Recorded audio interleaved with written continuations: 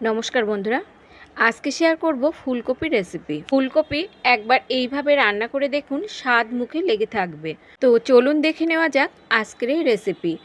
নিরামিষ এই ফুলকপির রেসিপি বন্ধুরা ভাত, রুটি, পরোটা সব কিছুর সঙ্গেই কিন্তু খেতে অসাধারণ লাগবে।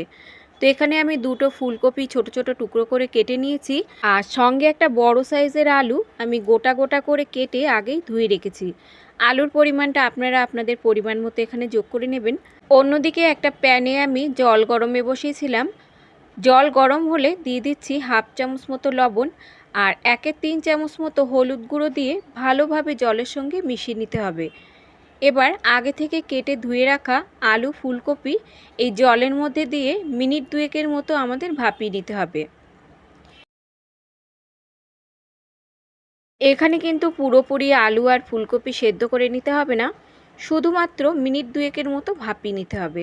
অনেকেই ফুলকপি গ্যাস অম্বলের সমস্যার জন্য খেতে পারেন না, তো এভাবে একটু ভাপিয়ে নিয়ে রান্না করে দেখবেন। এভাবে রান্না করলে ফুলকপি গন্ধও লাগবে না আর গ্যাস অম্বলের সমস্যাও হবে না।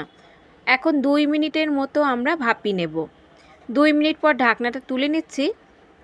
এবার আমি আপনাদের দেখিয়ে দিচ্ছি, দেখুন ফুলকপি কিন্তু একদমই এখানে নরম হয়ে যায়নি।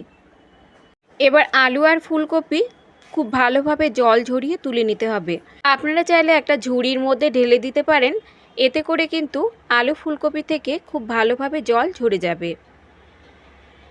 এবার কড়াই পরিষ্কার করে ওই কড়াইতেই দিয়ে দিচ্ছি 1 চামচ মতো সর্ষের তেল। তেল ভালোভাবে গরম হলে দিয়ে দিচ্ছি ভাপিয়ে রাখা আলু ফুলকপি। আলু ফুলকপিগুলো এবার হাই হিটে দিয়ে আমাদের কিছুক্ষণ ভেজে নিতে হবে, যতক্ষণ না আলু ফুলকপিতে বেশ একটু লালচে রং ধরে যায়। আপনারা চাইলে কিন্তু ফুলকপি না ভাপিয়েও সরাসরি এভাবে ভেজে নিয়েও রান্না করতে পারেন। তো দেখুন আলু আর ফুলকপি এখানে বেশ একটু লালচে করে ভেজে নিয়েছি। এখন আলু ফুলকপিগুলোকে তুলে নেব। আর বেশ এরকম একটু লালচে করে ভেজে নিয়ে রান্না করে দেখবেন, তাতে কিন্তু আলু ফুলকপির টেস্টটা আরও দ্বিগুণ বেড়ে যাবে। আলু ফুলকপি তুলে নেবার পর কড়াইতে আমি দিয়ে দিচ্ছি বড় 1 চামচ সর্ষের তেল। তেল ভালোভাবে গরম হলে ফোড়নে দিয়ে দিচ্ছি এখানে হাফ চামচ মতো গোটা জিরে, আর সঙ্গে দিচ্ছি একটা তেজপাতা, আর যোগ করে দিচ্ছি গোটা গরম মশলা, এলাচ, দারচিনি আর লবঙ্গ। এলাচ দুটোকে আমি একটু ফাটিয়ে যোগ করে দিলাম, এতে করে রেসিপির মধ্যে দারুণ একটা ফ্লেভার আসবে। ফোড়ন এখন কয়েক সেকেন্ডের মতো আমাদের ভেজে নিতে হবে। ফোড়ন থেকে যখন বেশ একটা সুগন্ধ বেরোবে, তখন এর মধ্যে যোগ করে দিতে হবে 1 চামচ গ্রেট করা আদা। আপনারা চাইলে আদা বেটেও দিতে পারেন। আদা দিয়ে এবার আরও কয়েক সেকেন্ডের মতো আদা ভাজা ভাজা করে নিতে হবে। 10 থেকে 15 সেকেন্ডের মতো ভেজে নিতে হবে, এতে করে আদার যে কাঁচা গন্ধ সেটা চলে যাবে। আদার কাঁচা গন্ধ চলে যাবার পর এবার কিছু শুকনো মশলা আমরা এখানে যোগ করে নেব। দিয়ে দিচ্ছি এখানে 1 চামচ জিরে গুঁড়ো, এরই সঙ্গে যোগ করে দিচ্ছি হাফ চামচ মতো হলুদ গুঁড়ো, আর দিচ্ছি এখানে 1 চামচ ধনে গুঁড়ো, কালারের জন্য দিচ্ছি হাফ চামচ মতো কাশ্মীরি লাল লঙ্কার গুঁড়ো, আর দিচ্ছি এখানে হাফ চামচ মতো গোলমরিচের গুঁড়ো। এবার যোগ করে দিচ্ছি স্বাদ মতো লবণ। সামান্য একটু জল দিয়ে মশলাটাকে 20 থেকে 30 সেকেন্ডের মতো কষিয়ে নিতে হবে, যতক্ষণ না মশলার এই কাঁচা গন্ধটা চলে যায়। বন্ধুরা, নিরামিষ এই ফুলকপির রেসিপি গরম গরম ভাতের সঙ্গেও যেমন খেতে অসাধারণ লাগবে, রুটি পরোটার সঙ্গেও কিন্তু খেতে দুর্দান্ত লাগবে। তো এভাবে একবার বানিয়ে দেখতে পারেন।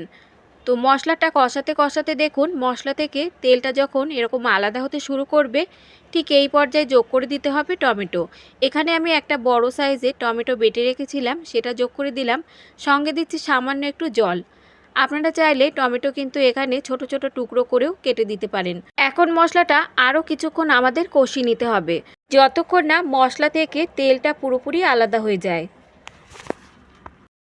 প্রায় 2 মিনিট মতো কষিয়ে নেবার পর দেখুন মশলা থেকে যখন তেলটা পুরোটাই আলাদা হয়ে যাবে, তখন এখানে যোগ করে দিতে হবে 1 মুঠো কুচানো ধনেপাতা। সঙ্গে যোগ করে দিলাম ভেজে রাখা আলু আর ফুলকপি। আলু ফুলকপি দিয়ে আরও 1 থেকে 2 মিনিটের মতো কষিয়ে নিতে হবে।